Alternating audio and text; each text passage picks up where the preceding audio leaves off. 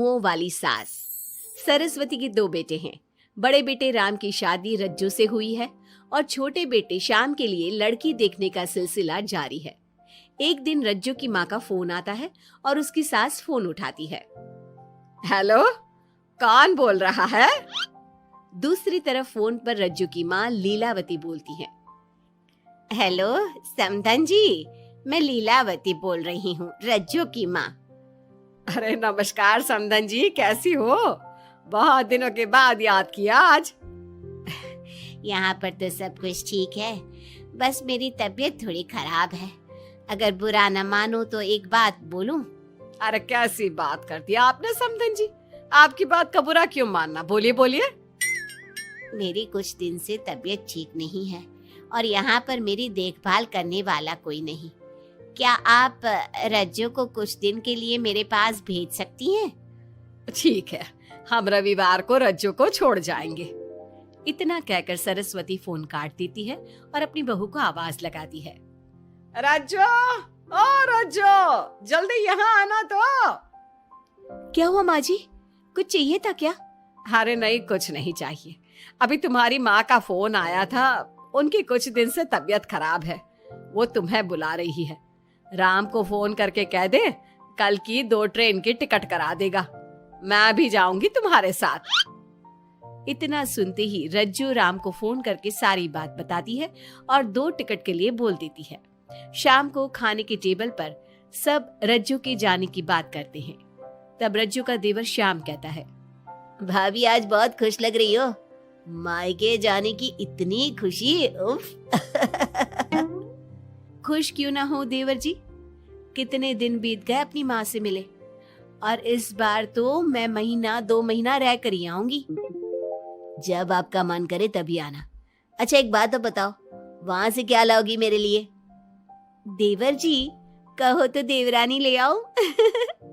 वैसे भी सभी घर वाले चाहते हैं कि आपकी जल्दी से शादी हो जाए। श्याम शर्मा जाता है और चुप हो जाता है। इतने में राम कहता है, रज्जू तुमने जाने की सारी तैयारी तो कर ली है ना? कपड़े तो रख लिए ना? थोड़े गर्म कपड़े भी रख लेना, वहां ठंड होगी, और जल्दी आने की कोशिश करना। ठीक है, मैं जल्दी आने की कोशिश करूंगी बस। अगली सुबह दोनों जाने की तैयारी करने लगी। राम उन्हें स्टेशन छोड़कर घर वापस आता है। कुछ घंटों बाद रज्जू और सरस्वती गांव पहुंच जाते हैं। रज्जू अपनी माँ को देखकर बहुत खुश होती है। माँ, आप अपना बिल्कुल भी ध्यान नहीं रखती, कितनी कमजोर हो गई हैं आप। अब बेटा क्या ध्यान रखूं, उम्र भी तो हो गई है, ये बीमारियां तो लगी रहेगी।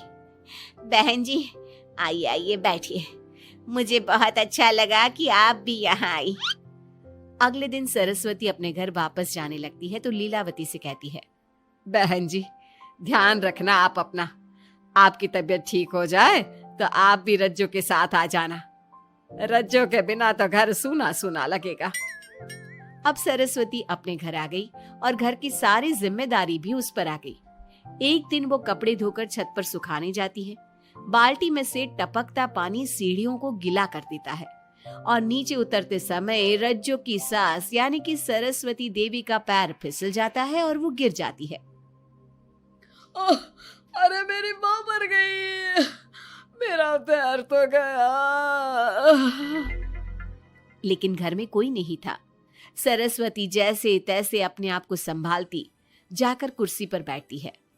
वो अपनी बहू के बारे में सोचती है, अगर रज्जू होती तो मुझे संभाल लेती और घर भी संभाल लेती। अब घर के काम कौन करेगा? मैं डॉक्टर के पास कैसे जाऊं? बहुत दर्द हो रहा है। जब राम और श्याम घर आते हैं तो अपनी माँ की ऐसी हालत देखकर वो जल्दी से डॉक्टर को बुलाते हैं। डॉक्टर सरस्वती के पैर पर पट्टी बांधता है और उसे आराम करने की सलाह देता है। राम कहता है, माँ आप बस आराम करो, मैं रज्जू को खबर कर देता हूँ, वो कल ही यहाँ आ जाएगी।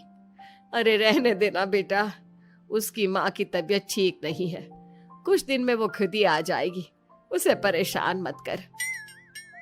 माँ अब हमें श्याम की भी शादी कर देनी चाहिए, कभी घर में कोई ऐसी परेशानी आती है तो कोई तो होगा घर संभालने वाला। आप और रज्जू की घर के काम काज में मदद भी हो जाएगी। कुछ समय बाद श्याम की शादी सीमा से हो गई। लेकिन सीमा ने तो आते ही घर में क्लेश शुरू कर दिया। वो छोटी छोटी बातों पर लड़ती और उसे देखकर रज्जू का भी बर्ताव बदल गया। एक दिन सीमा सुबह उठने में लेट हो गई और रज्जू ने नाश्ता बना दिया। सभी अपने अपने काम पर चले गए। जैसे ही सीमा अपने कमरे से आई तो रज्जू ने कहा, तुम साफ सफाई कर लो, मैं कपड़े धोने जा रही हूँ, जल्दी काम हो जाएगा। रज्जू की बात सुनते ही सीमा आग बबूला हो गई और कहने लगी, आज मैं उठने में लेट क्या हो गई? आप मुझ पर हुक्म चलाने लगी। मुझसे कोई इस तरह से बात करी है मुझे बिल्कुल भी पसंद नहीं है। अरे सीमा, ये किस तरह की बात कर रही हो तुम मुझसे? मैंने कोई हुक्म नहीं दिया तुम्हें। मैं तो बस काम को जल्दी खत्म करने की बात कर रही हूँ।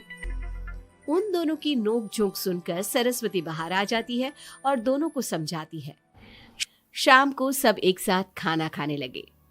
लेकिन खाने के बाद जब सब अपने कमरे में चले जाते हैं और खाने की टेबल पर थाली यूं ही छोड़ देते हैं, सरस्वती को ये देखकर बहुत गुस्सा आता है।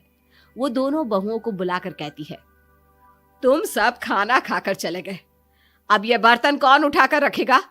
मेरे लिए छोड़कर गई हो सारा काम। तुम दोनों को शर्म नहीं आती? अब दोनों बहुएं एक दूसरे के ऊपर बात टालते हुए फिर लड़ने लगी। ये देख सरस्वती परेशान हो गई। उसने दोनों को डांटा और उन्हें अपने कमरे में भेज दिया। सरस्वती ने जूठे बर्तन धोए। कुछ दिन इसी तरह चलता रहा। अब दोनों सास की नजरों में एक दूसरे को गिराने में लग गई। माँ जी, जब भाभी फोन पर बात कर रही थी ना, तो कह रही थी मैं अपने मायके चली जाऊंगी तो देखते हैं कि कौन काम करता है, और ये हम सबकी बुराई कर रही थी वो। बहू, किसी की बात चुपके से सुनना गलत है ना। तुम आज के बाद ऐसा मत करना। अब तुम जाओ, मैं रज्जू को समझा दूंगी। सरस्वती ने रज्जू से बात करके उसे समझा दिया, लेकिन रज्जू को अपनी देवरानी पर बहुत गुस्सा आया। अब वो भी सीमा की चुगली अपनी सास से करने लगी। अगले दिन रज्जू अपनी सास के कमरे में जाती है और कहती है, मैंने सीमा को बात करते सुना था। वो देवर जी से कह रही थी कि अगर हम लोग अलग कहीं रहे तो हम ज्यादा खुश रहेंगे, रोज रोज की लड़ाइयों से भी बचेंगे। सरस्वती को इस बात पर गुस्सा तो बहुत आया, लेकिन उसने कुछ कहा नहीं। जब दोनों बहुओं को लगा कि सरस्वती उनकी बातों में नहीं आने वाली, तो उन्होंने रिश्तेदारों और पड़ोसियों से एक दूसरे की चुगली करना शुरू कर दिया। जब सरस्वती को ये बात पता चली तो उसने इनकी लड़ाई को शांत करने का उपाय निकाला। रज्जो, सीमा, यहाँ आओ दोनों। दोनों अपनी सास के पास आती हैं। कल मैं घर में हवन करवा रही हूँ। तुम पड़ोसियों और रिश्तेदारों को आने के लिए कह दो और हवन की सारी तैयारी कर लो। हवन का दिन आ गया। पंडित जी रामायण का पाठ करने लगे। माता सीता से महान कोई पत्नी नहीं। उन्होंने अपने पति के लिए सारे राजपाट, सुख सुविधाएं त्याग दी। अगर कोई पत्नी अपने पति को परिवार से अलग होने को कहती है तो वो पाप की भागीदार होती है, और बेटों को भी मां से अलग नहीं होना चाहिए। सीमा पंडित जी की बात बहुत ध्यान से सुन रही थी और उनकी हाँ में हाँ मिला रही थी। ऐसे ही रामायण का पाठ अंतिम सीमा पर आ गया, जिसमें विभीषण के बारे में बताया गया था। अगर विभीषण अपने भाई का भेद न देता तो रावण का विनाश नामुमकिन था। पूजा खत्म होते ही सीमा बोल पड़ी, तभी तो मैं कहती हूँ परिवार में आपसी प्रेम होना बहुत जरूरी है, लेकिन मेरी सुनता कौन है इस घर में? आपसी प्रेम की बात कौन कर रहा है, जिसने घर में आती ही लड़ाइयां शुरू करवा दी? दोनों में फिर से नोक झोंक शुरू हो गई। सरस्वती दोनों को चुप कराते हुए बोली, अरे चुप हो जाओ तुम दोनों, पड़ोसी क्या कहेंगे, सब सुन रहे हैं तुम्हारी बातें। तभी उनमें से एक पड़ोसन बोलती है, सरस्वती बहन, क्यों चुप करवा रही हो अपनी बहुओं को? हमें तो इनके बारे में सब कुछ पता है। ये दोनों हमारे घर आकर एक दूसरे की चुगली करती है। तुम्हारे घर की हर छोटी से छोटी चीज पता है हमें।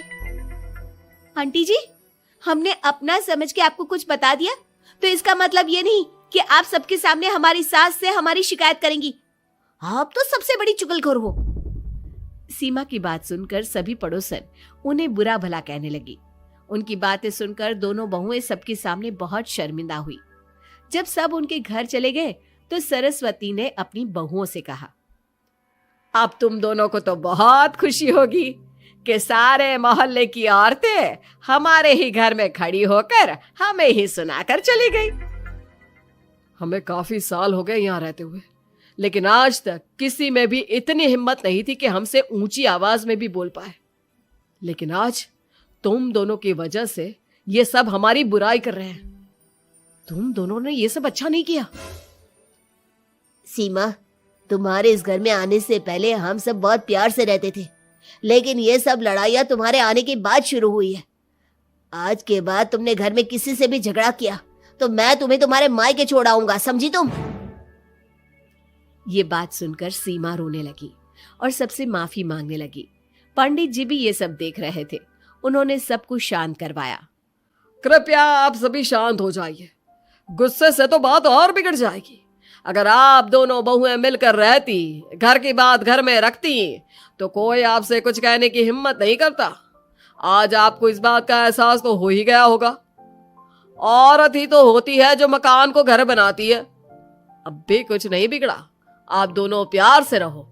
आपके पड़ोसी और रिश्तेदार अपने आप चुप हो जाएंगे। पंडित जी की बात दोनों बहुओं की समझ में आ गई। अब दोनों प्यार से रहने लगी। इसी तरह समय बीत गया। अब पड़ोस की औरतें उनके प्यार की मिसालें देने लगी।